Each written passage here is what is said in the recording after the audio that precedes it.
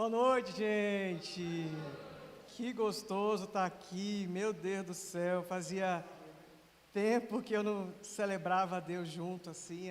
A nossa igreja lá em Sampa está em lockdown, a gente não pode se encontrar já. Eu falei o quê? Gente, acontece isso. É o fuso horário, nada a ver. Eu amo essa cidade e quando eu estou lá em Manaus eu falo que eu sou de São Paulo, quando eu estou em São Paulo eu digo que eu sou daqui mesmo, não tem jeito, né? Eu queria hoje compartilhar com vocês uma palavra que Deus tem colocado no meu coração e já tem um tempo que essa palavra tem ardido no meu coração.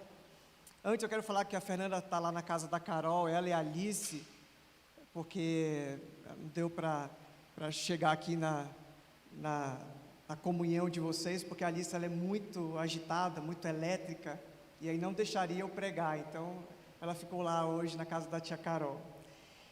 E aí por isso que elas estão acompanhando a gente pela internet, e aí depois vocês mandam aí os seus beijos e abraços para elas. Mas vamos lá, eu quero compartilhar com a palavra de Deus hoje, aquilo que Deus tem ministrado no meu coração, tudo que a gente está vivendo nesse tempo, nessa fase difícil para todos nós.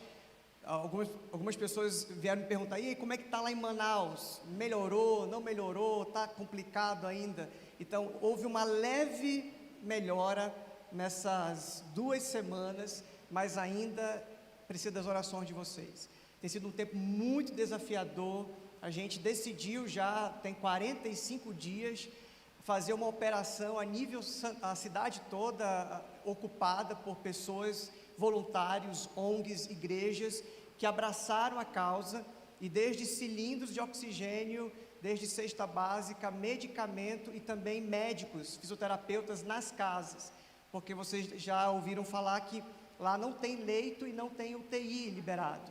A gente chegou com um hospital lá, um voluntário nosso lá doente, e nós colocamos na mão do hospital, à disposição, 150 mil para internar o nosso voluntário. E a direção do hospital disse, nem se você tivesse 1 milhão, a gente colocaria ele para dentro, porque não tem leito aqui nesse hospital, e nenhum outro hospital.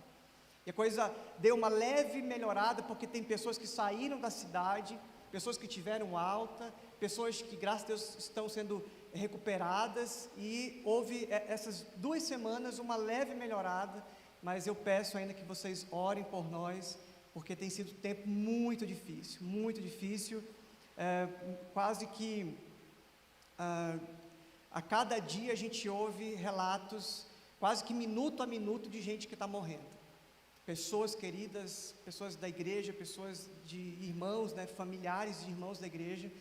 Então tem sido assim, às vezes não tem mais nem lágrima para chorar, não tem mais nem o que dizer, a gente só fica meio dormente, assim, meio sem entender o que está acontecendo naquela nossa região do Brasil. E para quem não me conhece, eu fui pastor aqui em São Paulo durante alguns anos, né, durante 11 anos em São Paulo e 7 anos em Ferreira. Então sempre quando eu tiro férias eu venho para cá, e aí meu ponto turístico principal é vir aqui na CB Vida, ver vocês, ver alguns amigos, né, ver Sara, Courtney, ver todo mundo, não vou nem falar, senão vai ter gente com ciúme aí. E eu queria então ler com vocês algumas passagens da palavra de Deus, e pensando naquilo que o Senhor tem colocado no meu coração ultimamente, eu quero hoje falar sobre concentrar-se no fim, sobre ter um foco no final. A palavra de Deus diz que é melhor o fim das coisas do que o princípio delas. A Bíblia diz que é melhor a casa onde há luto do que a casa onde há festa. Paulo diz que ele foca lá no final, ele olha para frente, ele não fica olhando para trás, ele se esquece das coisas que estão para trás e ele foca no alvo. Então existe uma disposição daqueles que são de Jesus, existe uma outra lente, um outro posicionamento. Eleva os meus olhos para os montes, da onde me vem o socorro eu mesmo me respondo, o meu socorro, porque eu estou olhando, o meu socorro vem do Senhor. Então existe um treino, um exercício, e nesse tempo principalmente, a gente tem que treinar o nosso olhar, Diz o Salmo 123, assim como os olhos dos servos e das servas estão fitos na mão dos seus senhores, assim, Senhor, os nossos olhos estão fixos nas tuas mãos. Então a coisa é onde você está olhando. Se você olhar para o seu umbigo, se você olhar para a sua vida, talvez você tenha um posicionamento específico. Se você olhar para aquilo que Deus está fazendo, aquilo que vai acontecer lá no final, como dizia o Billy Graham, eu li a última página da Bíblia e descobri que vai dar tudo certo. Então eu creio que esse é o posicionamento de todos nós, olharmos para o fim, não olhar para aquilo que está lá atrás, não olhar para o que está acontecendo agora, mas eu olho, os meus pensamentos, Filipenses 4:8 fala isso, né? Tudo que é santo, tudo que é puro, tudo que é lindo, tudo que é de boa fama, se existe algum louvor, é isso que vocês devem se concentrar, é isso que vocês devem pensar, nas coisas do alto. E eu queria hoje concentrar você nesse lugar, se concentre no fim. E o texto que eu quero ler com vocês é Mateus, capítulo 24, por favor, abra comigo a sua Bíblia, Mateus, capítulo 24, eu leio o verso 3 em diante. Algumas pessoas têm me perguntado ultimamente, John, é o fim do mundo?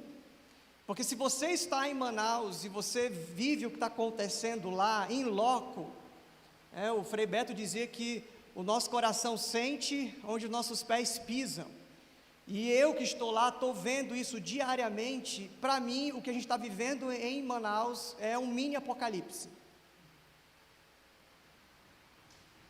É um mini Armagedon, é um mini fim de mundo. Para muita gente que está morrendo, é o fim do mundo mesmo. Para a gente que está convivendo com a dor das pessoas ali, as pessoas que estão perdendo sistematicamente os seus queridos, tem uma família lá que perdeu 10 pessoas. 10 pessoas, é quase que Jó de saias, né? Uma senhora da igreja que perdeu 10 pessoas da mesma família. Nós visitamos uma casa que nós íamos entregar cesta básica, e aí ela disse, olha, minha vizinha também está precisando, vamos lá com ela? E a gente tinha uma outra cesta no carro, chegou a casa, batemos na porta e ninguém respondia, e a gente insistiu, decidimos chamar a polícia arrombou a porta, e quando abriu-se a porta, percebemos, tinham 8 pessoas daquela família mortas já, tinha uma semana lá dentro. Com Covid, desempregados, não tem quem faça comida, não tem quem vá buscar comida, e assim foi-se, e 8 pessoas daquela família estavam mortas. E eu fiz o sepultamento das 8 pessoas. E existe então uma possibilidade muito grande de quem vive o sofrimento, como Jó e como essa que perdeu 10 e como dessa família de 8, ou de qualquer uma das crises que nós temos, ou de qualquer apocalipse que a gente viva, existencial, é que a gente não consiga ver para além disso. A gente não consegue ter olhos da esperança, a gente não consegue sair dessa dor que nos consome como um buraco negro, a gente não consegue olhar para além. E aqui Jesus faz um exercício com os discípulos e diz, eu quero que vocês imaginem como é que vai ser o final. E o final vai ser assim, Mateus 24, verso 3, mais tarde Jesus sentou-se no Monte das Oliveiras, seus discípulos vieram até ele em particular e perguntaram, diga-nos, Senhor, quando isso tudo vai acontecer? Que sinal indicará a sua volta e o fim dos tempos? Jesus respondeu, não deixem que ninguém os engane, pois muitos virão em meu nome dizendo, eu sou o Cristo, e enganarão a muitos. Vocês ouvirão falar de guerras, ameaças de guerras, mas não entre em pânico. Sim, é necessário que essas coisas ocorram, mas ainda não será o fim. Diga comigo, mas ainda não será o fim. Uma nação guerreará contra outra, e um reino contra o outro, haverá fome e terremotos em várias partes do mundo.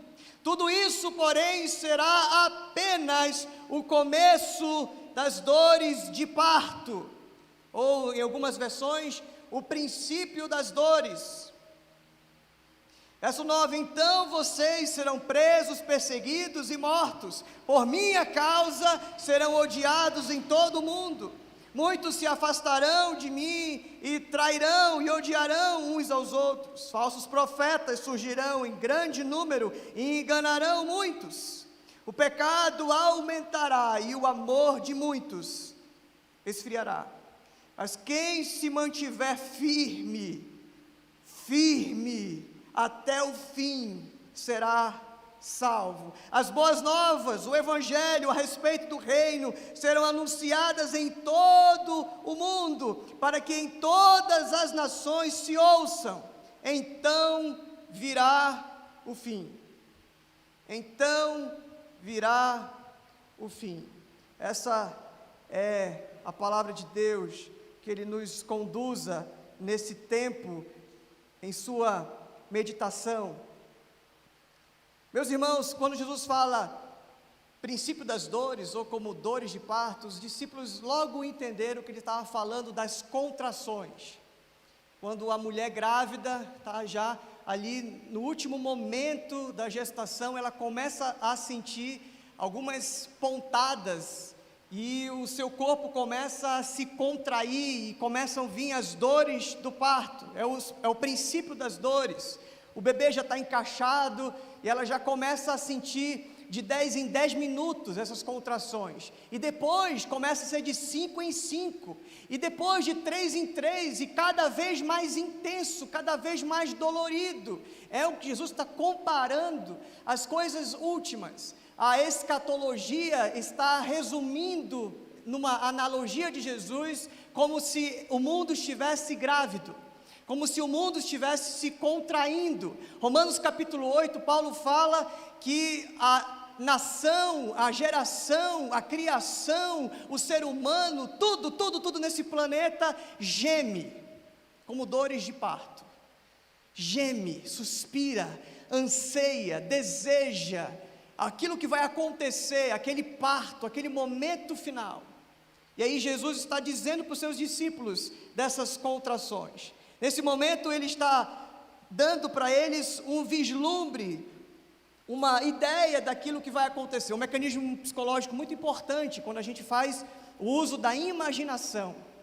Alguém que está para viver alguma coisa dali a uma semana, ou aqueles que vão começar a dar aula amanhã, né, Cris? Começam a fazer um exercício daquilo que vai ser. Como é que vai ser? E aí você pode ter uma tendência pessimista, ou você pode ter uma tendência otimista.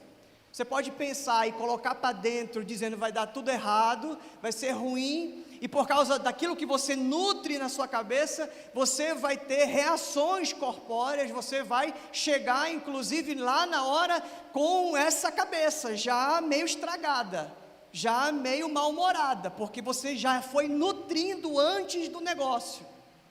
Mas se você tem uma visão otimista, ou uma visão talvez mais equilibrada, você vai dizer, olha, talvez o pessoal esteja um pouco disperso, ou pensando numa reunião de negócios, pode ser que o projeto ali não seja logo de cara aprovado, ou quando o seu chefe bate lá na sua porta e diz assim, olha, amanhã de manhã eu quero ter uma conversa séria com você. E aí você começa a criar um monte de coisa na sua cabeça, né? Eu vou ser despedido, meu Deus, e agora como é que eu vou pagar as contas? Calma, ele só queria te promover, às vezes é uma promoção, né? Às vezes é uma conversa de feedback, às vezes ele quer abrir o coração para você, você é uma pessoa confiável, não sei. Então, dependendo de como a gente imagina a coisa, a gente se prepara para a coisa, e é exatamente assim que Jesus orientou os discípulos. Eu vou contar para vocês como é que vai ser, para que vocês se preparem. No capítulo 24 e capítulo 25 de Mateus, Jesus fala 5 parábolas sobre o fim do mundo, sobre a volta dele. Ele prepara os discípulos, olha, não fiquem dormindo no ponto, o noivo vai chegar e cadê o azeite, cadê o coração preparado de vocês? E ele vai contando o tempo todo parábolas que fala que vai ser repentinamente. E ele está dizendo, vai ser como um ladrão. E aqui, mais uma vez, se você for ler Lucas capítulo 21, que é o texto equivalente, ele diz a mesma coisa. Nós vamos passar por alguns textos depois, mas deixa eu te mostrar aqui alguns destaques daquilo que Jesus fala. Eu preparei aí uns slides para mostrar algumas informações da concretude daquilo que ele falou há 2000 anos atrás. Ele falou que teria guerra, teria nação contra nação, reino contra reino. Olha só, no século XVI, 1.600.000 morreram na guerra. 17, 6 milhões. No século XVIII, 7 milhões. No século XIX, 19 milhões. No século XX, 109 milhões. Você percebe as contrações, as dores do parto, que está cada vez mais constante, cada vez mais intensas? Isso acontece no mundo inteiro. Falsos profetas, no verso 4, verso 24, Jesus fala isso. Olha só, em 1979, Charles Manson, tem aí a cara do sujeito, cadê? Aí ó, Zé Bonitinho. Ele dizia que era Jesus, se apresentava como Jesus, falava como Jesus. Ele dizia que quando ele tivesse dando um start, dissesse que dasse o play ali, a coisa ia começar, o Armagedon ia começar. E num dia lá ele entrou num bar e matou a atriz Sharon Tate, que estava grávida de 8 meses inclusive, e ele foi preso.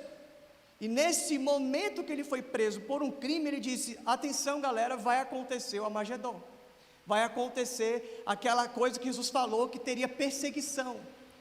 O cara totalmente sequelado. Uma outra pessoa também, chamado Jim Jones, fundou uma igreja nos Estados Unidos, e aí veio para a América do Sul, na Guiana, fundou uma seita que as pessoas viviam em atividades rurais, e aí até aí tudo bem.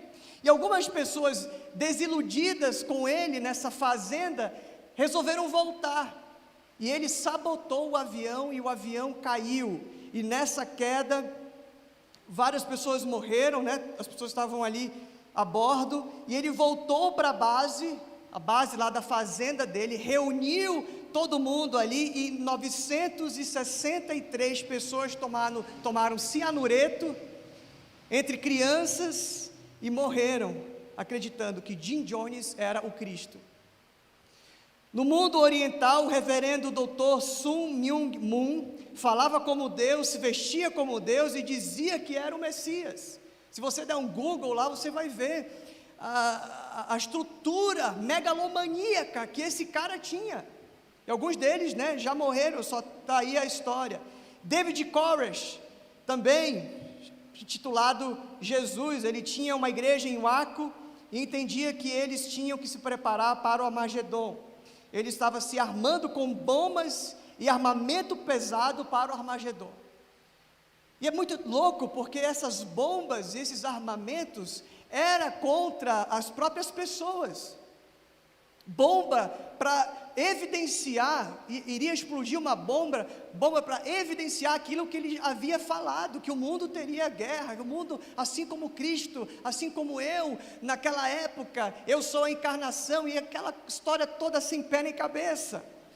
E aí, esse camarada, prometendo o Armagedon, a polícia do FBI fizeram um cerco lá na fazenda dele, e depois de 51 dias de negociação, Koresh espalhou combustível na parede das pessoas e nos corpos, na parede da igreja dele lá, nos corpos dos membros da sua igreja, e em 19 de abril de 1993, 76 pessoas, também incluindo crianças, morreram acreditando que Koresh era o Messias. José Luiz de Jesus Miranda, morreu em 2013, esse homem era o falso Cristo mais influente no mundo. Ele dizia que era possuído por Jesus e que os seus seguidores deviam tatuar 666 em seu braço. Fora, gente, outros, eu vou resumir aqui a ópera Shoko Asahara. Cadê a cara do sujeito? Esse cara, ele comprou máquina de fazer terremoto. ele mandou fabricar vários armazéns de bombas atômicas para produzir o Apocalipse. Já que Jesus disse que teria guerra, já que teria terremoto, então vamos fabricar o negócio, vamos promover o negócio, já que a coisa que eu prometi, né? Se ele diz que ele é o Cristo, ele está dizendo que ele prometeu, então aquilo iria ter que acontecer, mesmo que fosse produzindo. E ele colocou uma galera da igreja dele no metrô de Tóquio e vazou lá um líquido, vazou lá um gás, e centenas de pessoas morreram, outras ficaram envenenadas. E aí pegaram ele, descobriram todo o esquema, e esse homem foi preso e depois foi enforcado. Uma loucura, um atrás do outro. Tem um que ainda está vivo, é o Vissarion, na Sibéria, Rússia. Também, só coisa louca, só coisa de quem tem um problema psíquico. Tem inclusive na psicologia, na psiquiatria, eu estou ouvindo uma microfoniazinha bem, puder me ajudar aí. Esse camarada, ele diz ser o Cristo, ainda hoje, ele está levantando pessoas, levantando um exército, ele discipula, ele coloca e arregimenta e arrebanha muita gente, dizendo, e as pessoas acreditam, as pessoas dão, as pessoas se dedicam a vida praticamente pela causa desse cara. Eu estava falando antes que era uma síndrome psiquiátrica, síndrome de Jerusalém. A pessoa pisa em Jerusalém, pisa na Terra Santa, e alguma coisa acontece com ela, que ela começa a acreditar que ela é o Cristo. No mundo hoje existem mais de 2.000 Cristos registrados em cartório.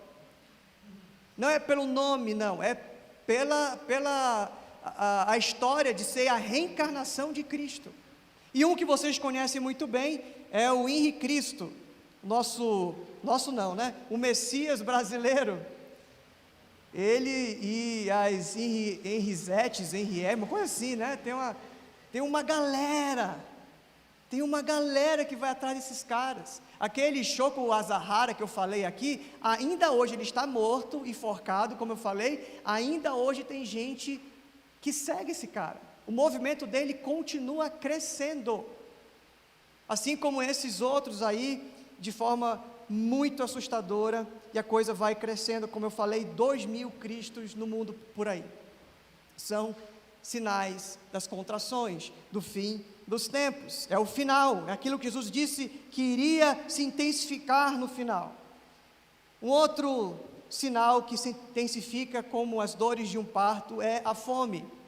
1 bilhão de pessoas sofrem de fome no mundo, e a cada 1 segundo morre uma criança. E não precisa ir muito longe, aqui nesse bairro tem gente passando fome, e talvez a mentalidade de algumas pessoas já que o mundo vai indo para esse ápice, o amor vai se esfriar, e a maldade vai aumentar, e vai ter fome, Jesus disse, então eu não vou fazer nada, eu quero que isso piore mesmo, eu quero que isso fique do jeito que está. Jesus falou que os pobres vocês sempre teriam com vocês, então eu vou deixar Jesus cumprir a palavra dele, que vai ter pobre sempre, vai ter miserável sempre, vai ter sempre gente morando em situação de vulnerabilidade social. Não, pelo contrário, nós que somos de Jesus, andamos como Jesus, curando, salvando, ajudando, libertando, fazendo exatamente o trabalho não da queda, não da miséria, mas da realidade do céu, da realidade da vida eterna, trazendo e puxando para cá todos os efeitos da redenção. Por isso que na igreja primitiva, quando eles tinham um valor, vendiam um terreno, por exemplo, o caso de Barnabé, o Barnabé trouxe o valor total, pegavam o valor, distribuíam entre eles, e a palavra diz assim, e não havia necessitados no meio deles. Sabe por quê? Porque eles acreditavam que Jesus ia voltar amanhã. Como Lutero dizia, viva como se Jesus tivesse morrido ontem, ressuscitado hoje, e voltasse amanhã. Isso era o Maranata, a sensação de que Jesus vai voltar amanhã. Então não faz sentido eu guardar em armazém.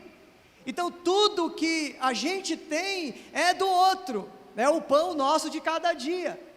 E assim a igreja foi ganhando proporções no início, e o texto de Atos 4 fala, e a igreja caía na graça do povo, porque não havia necessitados. Então nós que somos de Jesus, resistimos bravamente a todos esses efeitos da queda. Resistimos bravamente com todas essas questões das contrações. Não para resolver o problema, mas para não ficar na inércia. Para não ficar assistindo a coisa de camarote, mas agindo como Jesus, como o próprio Cristo do mundo. Outro sinal que se intensifica é os terremotos. No século 3, um terremoto, tem a tabelinha aí. No século 17, 10 terremotos. Século 19, 41 terremotos. Século 20, 103 terremotos. No século 21, em 2004, um tremor de magnitude 9.1 perto da costa noroeste da ilha de Sumatra gerou um tsunami que matou 230 mil pessoas em 14 países no Oceano Índico, incluindo a Indonésia. Em 2008, olha só, 4 anos depois, 2004, 2008, na China, mais de 80 mil mortes por terremoto. Em 2010, 2 anos depois, no Haiti, morreram 316 mil pessoas. 2011, um ano depois, no Japão, 15 mil pessoas. As coisas estão acontecendo cada vez mais intenso, cada vez mais frequente, como as dores de um parto. E como parte final do relato de Jesus aqui em Mateus 24, tem a perseguição da igreja. Existe aí, olha só o dado, 340 milhões de cristãos perseguidos hoje no mundo. Dado atualizadíssimo de 2021 do portal Portas Abertas. Portas Abertas vocês já conhecem, né? Já ouviram bastante falar, principalmente aqui em São Paulo. A maior agência missionária de cristãos perseguidos do mundo. 340 milhões de irmãos e irmãs não podem ter essa mesma experiência aqui. Precisam ser discretos na sua confissão de fé. Sinal que se intensifica. Agora, existe o último sinal. A hora do parto. Não é uma catástrofe, mas muito pelo contrário, a hora do parto, Jesus disse que seria decisivo. Verso 14, e este evangelho do reino será pregado no mundo inteiro, em testemunho às nações, então virá o fim.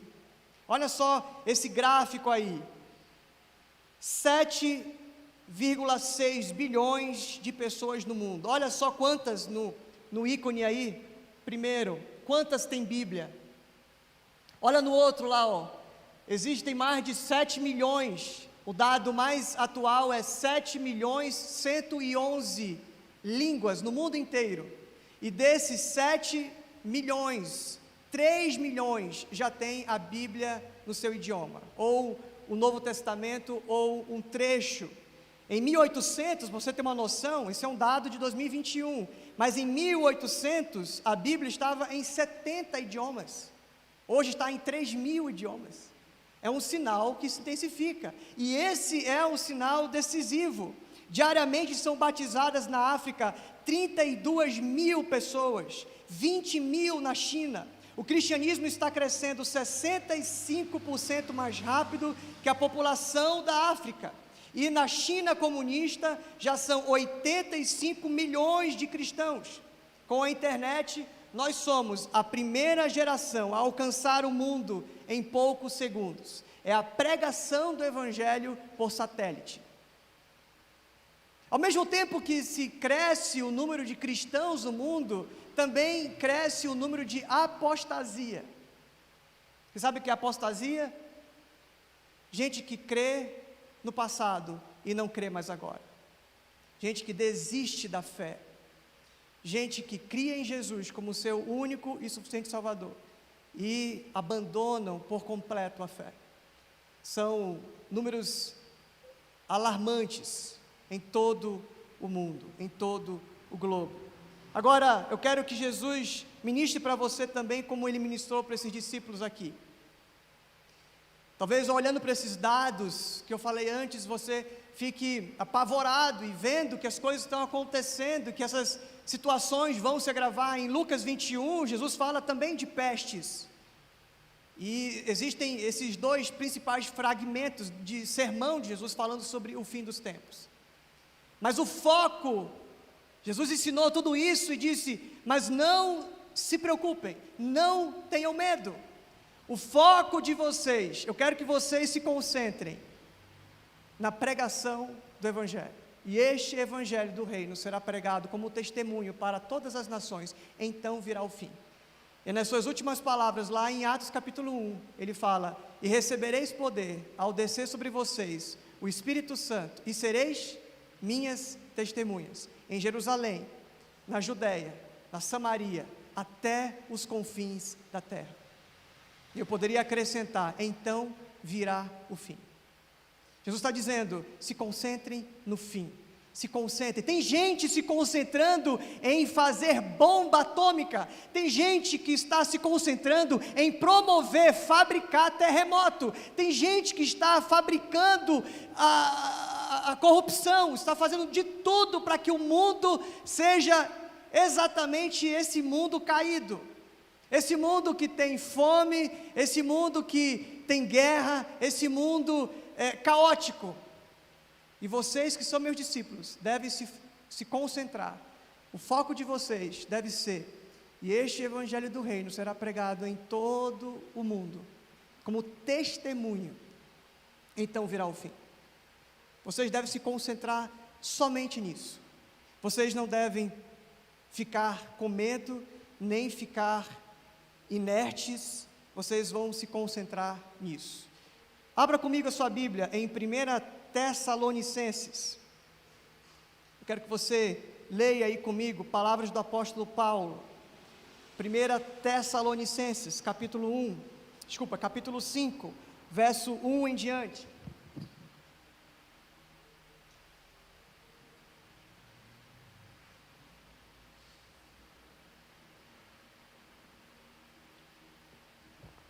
Quem achou, diga achei. 1 Tessalonicenses 5, 1 em diante. Não é necessário, irmãos, que eu lhes escreva sobre quando e como tudo isso vai acontecer. Eu estou lendo na versão transformadora, tá? NVT, então talvez seja um pouquinho diferente da Bíblia de vocês. Verso 2: pois vocês sabem muito bem que o dia do Senhor, esse dia do Senhor é o Antigo Testamento todo falando sobre ele, os profetas, como o Pedro Beckhauser falou aqui, os profetas falavam sobre isso. No passado os profetas diziam, o dia do Senhor, o glorioso dia, o terrível dia do Senhor.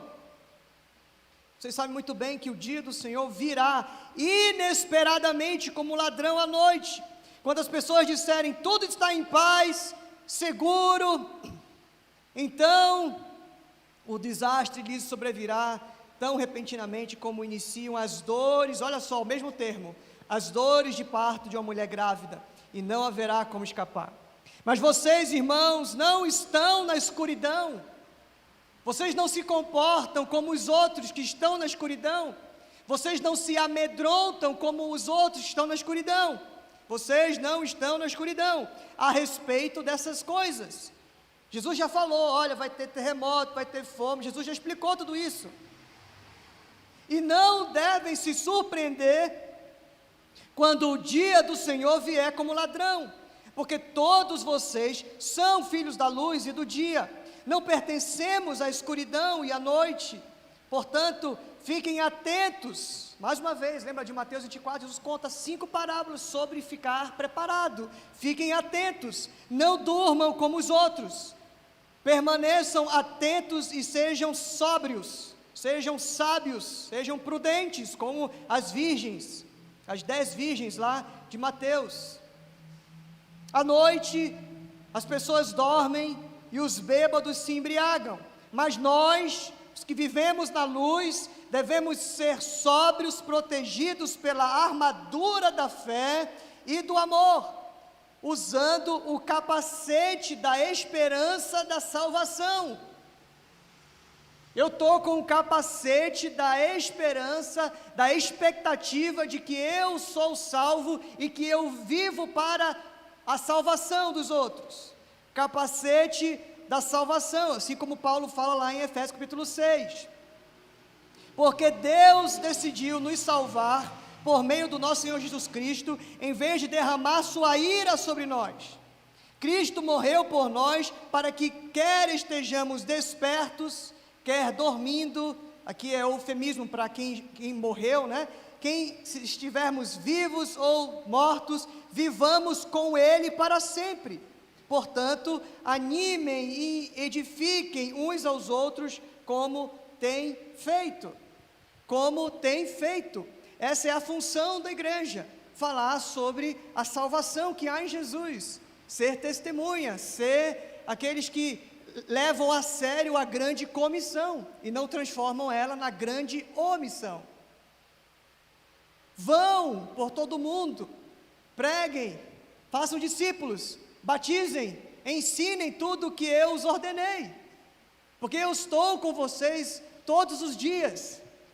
O texto de Jesus original não é ide, olha, quando der, quando você tiver tempo, quando tiver vontade, você vai. Não, é indo fazendo. O que eu faço é o ser testemunha.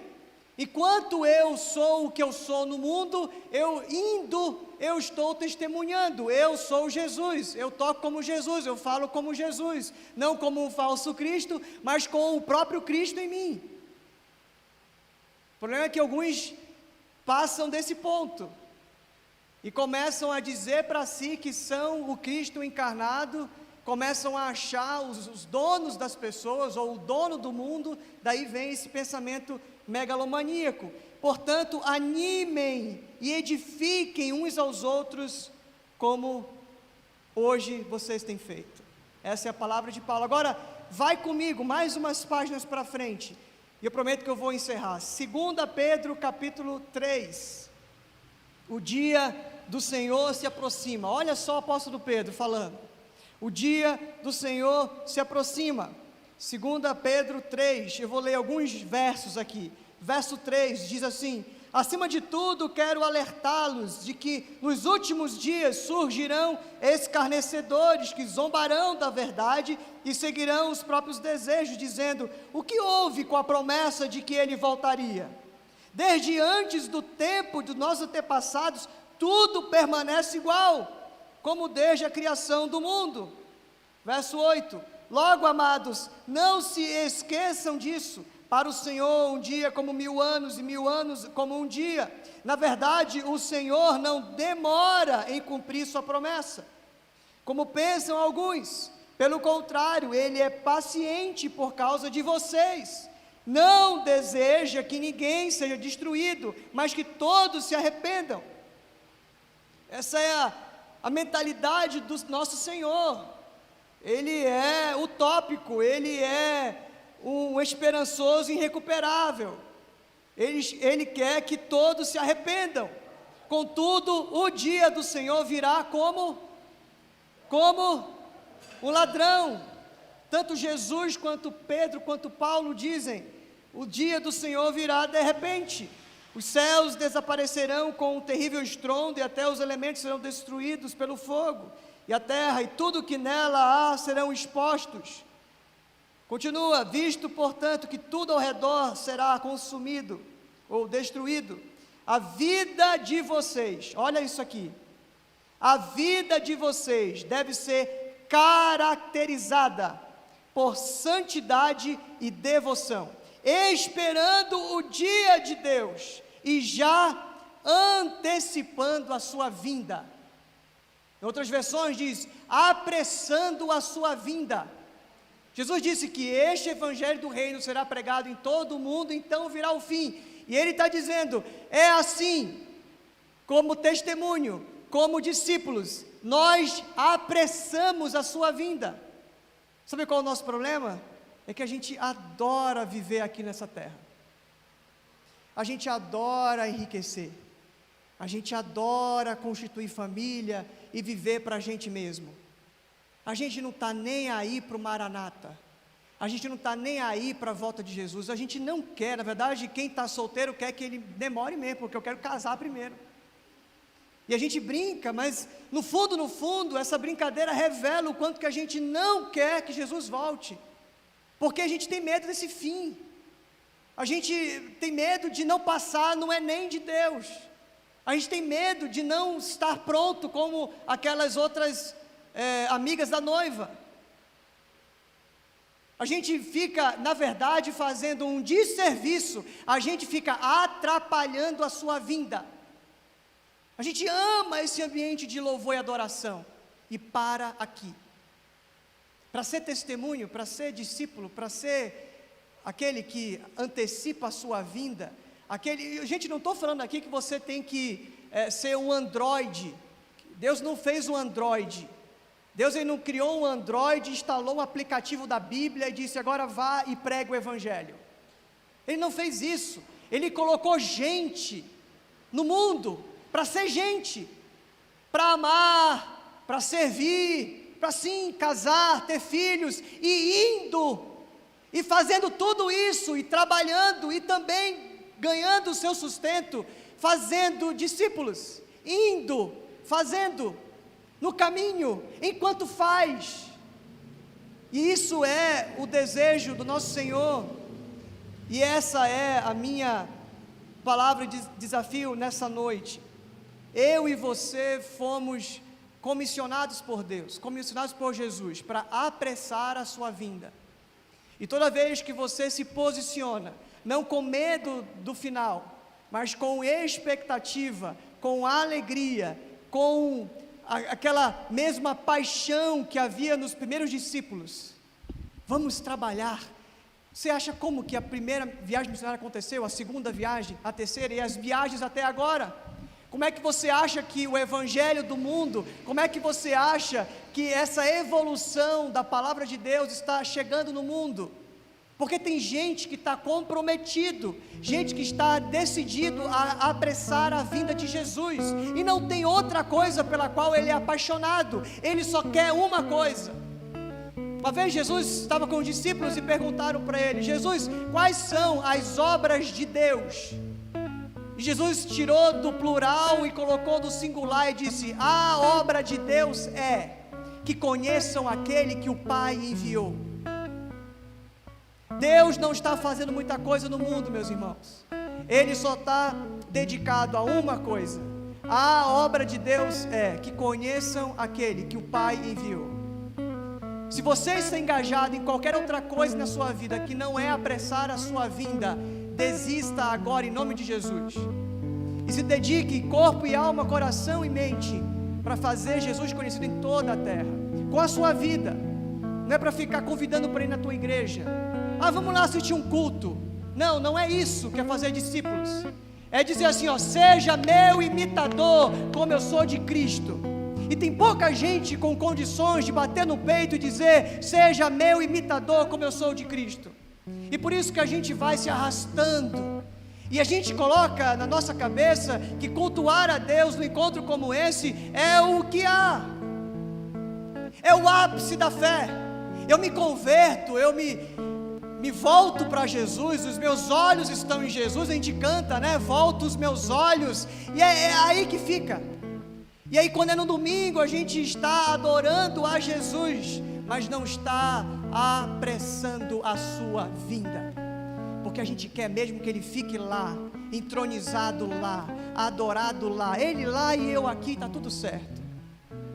Quem recebe o Espírito de Jesus tem dores de parto. Quem recebe o Espírito de Jesus, existem gemidos inexprimíveis, existe um desejo pela eternidade, existe um desejo de ser revelado por meio da sua vida, aquilo que olho algum viu. ouvido nenhum ouviu, coração nenhum sentiu as coisas que o Senhor tem preparado para aqueles que o amam. Paulo fala em 2 Timóteo que a coroa da justiça está reservado para aqueles que amam a sua vinda. Você hoje, se analisando, se examinando, se diria isso: eu estou dedicado a apressar a sua vinda. Eu estou dedicado, eu acordo de manhã e digo, eu vou viver hoje, para que as pessoas tenham saudade de Deus. Paulo fala, vocês vão andar por aí, e vocês têm um ministério a partir de agora. A partir de agora vocês têm o ministério da reconciliação, como se Deus, por meio da sua vida, fizesse um apelo, 2 pontos, reconciliem-se com Deus. É isso que minha vida representa, é isso que minha vida está estampada, reconciliem-se com Deus. É para lá que as nossas conversas vão. A gente conversa com as pessoas e no final da nossa conversa com as pessoas não é alguma outra coisa a não ser como é que eu faço para me reconciliar com Deus. Como é que eu faço para amar mais a Jesus assim? Toda a nossa vida se resume, a gente está distraído, a gente está desfocado, a gente está andando na vida, vagando sem propósito. A gente não entendeu a nossa sagrada vocação. A gente acha que a gente é como um animal que nasce, cresce, reproduz e morre. Mas eu quero te dizer nessa noite que existe muito mais para ser vivido.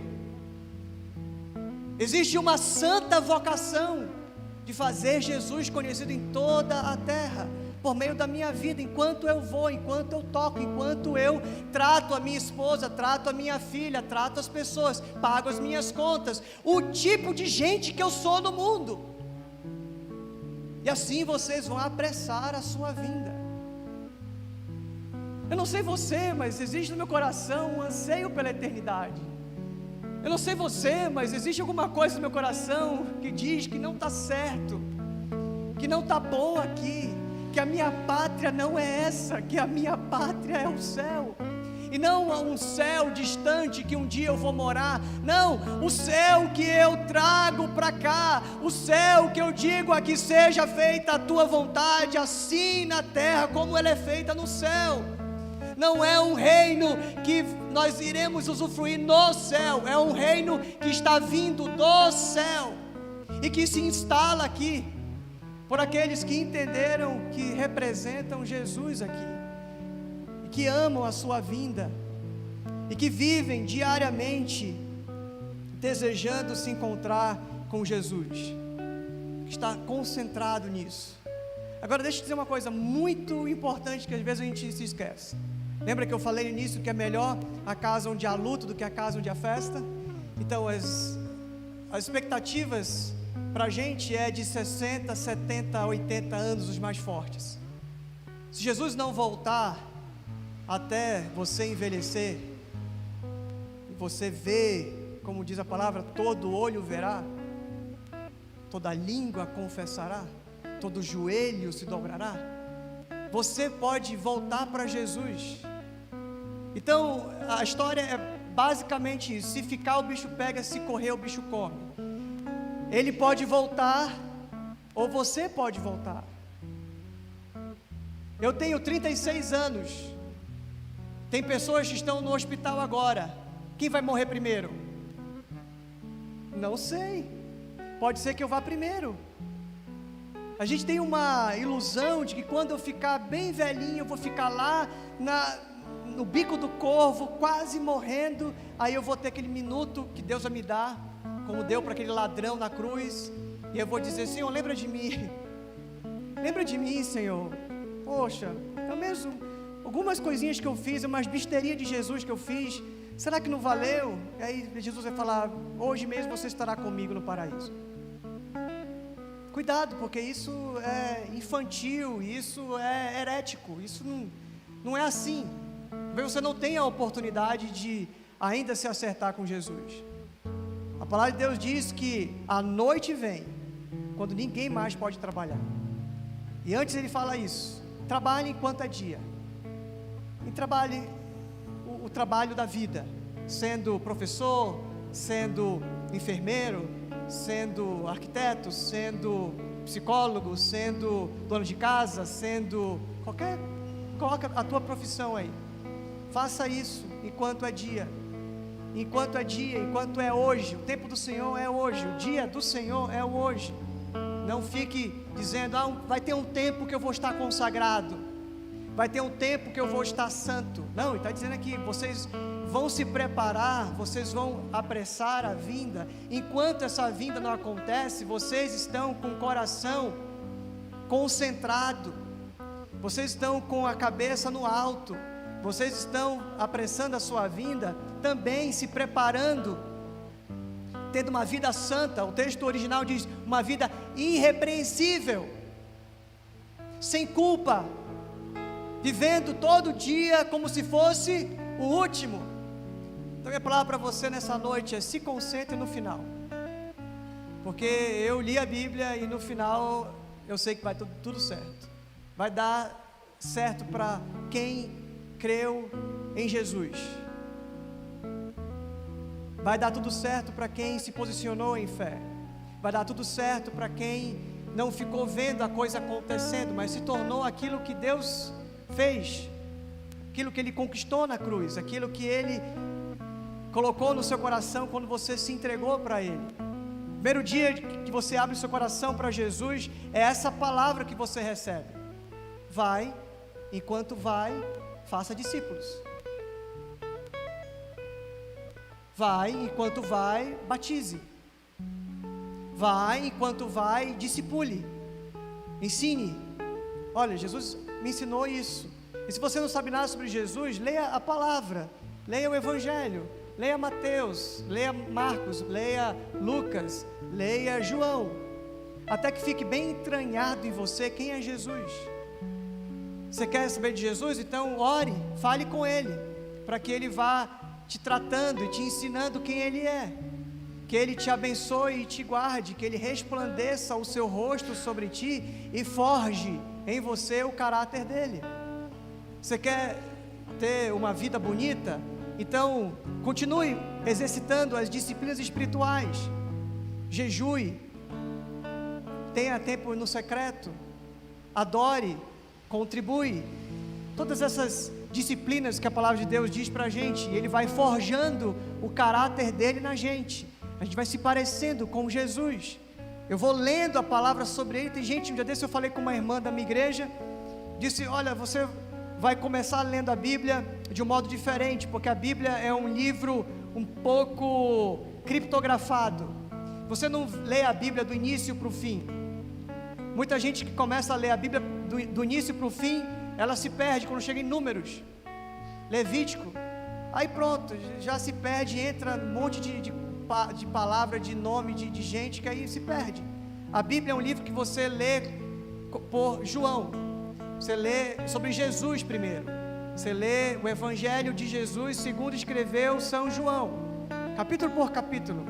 Leia João, depois você vai para Paulo, você pode voltar e ler Mateus, Marcos, Lucas, não tem problema, mas leia ali, desse meio para frente. Se preocupe com isso. Se você lê, olha só o que eu vou dizer para você, uma chave aqui bem importante. Se você lê João para frente, você lê a Bíblia a cada dia, 5 capítulos por dia, você lê o Novo Testamento todo em 2 meses. Você não gostaria de ler o Novo Testamento todo em 2 meses? É simples, começa com João, capítulo por capítulo, 5 capítulos por dia, e aí em 2 meses você tem uma noçãozinha de quem é Jesus. Porque tem gente que está há anos e anos na igreja e não conhece Jesus. Essa irmã que disse que começou a ler a Bíblia do início, disse: pastor, eu sempre cheguei em Levítico, o número, eu travava e parava, e eu estou há 20 anos na igreja e eu nunca li sobre Jesus. Então você quer ser Jesus? Você quer viver a sua missão? Você quer apressar a sua vinda? Você quer estar posicionado nesse lugar? Você quer se concentrar no fim? E este evangelho do reino será pregado em todo o mundo, então virá o fim. Você quer se concentrar no fim da história? Então viva a realidade do Maranata. Viva como se Jesus voltasse amanhã. Amém? Deus ajude você a se posicionar nesse lugar. A psicologia diz que tudo que a gente dá foco, cresce. Deu foco, cresceu. Deu foco no negativo, cresceu. Deu foco na eternidade, deu foco no fim, deu foco em Jesus. Tudo isso vai crescendo na sua vida. Tudo isso vai desabrochando na sua vida. Eu tenho certeza que esse ano de 2021 pode ser um ano. Estou falando assim porque talvez seja a única oportunidade que eu tenho esse ano de falar com vocês. Mas eu quero, em nome de Jesus, declarar que você terá um ano posicionado, focado no fim, focado no final. Porque eu li a Bíblia e lá no final diz que as coisas vão dar certo. Que Deus guarde o teu coração. Eu queria orar com você nesse instante. Feche teus olhos, em nome de Jesus.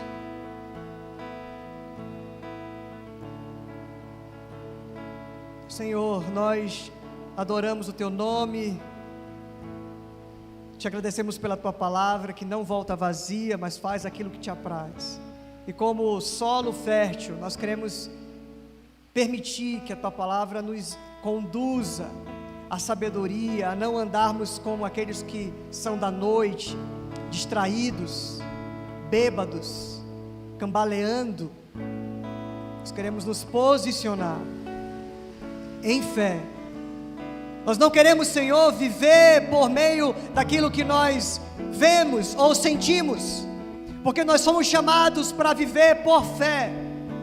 Então que os meus irmãos aqui, apesar das lutas, apesar das aflições, apesar das contrações, das dores de parto que o mundo está vivendo e daqui para frente ainda vai se intensificar, que os meus irmãos concentrem-se no fim, que eles estejam com os olhos fixos no autor e consumador da nossa fé, Jesus Cristo.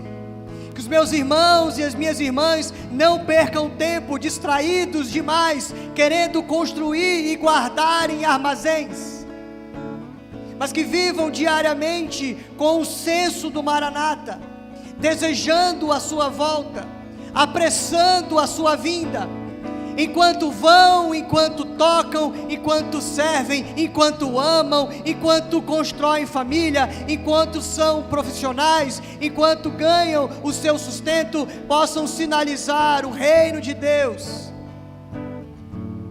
Nos ajuda, Senhor, a priorizar o reino de Deus, porque as demais coisas nos serão acrescentadas.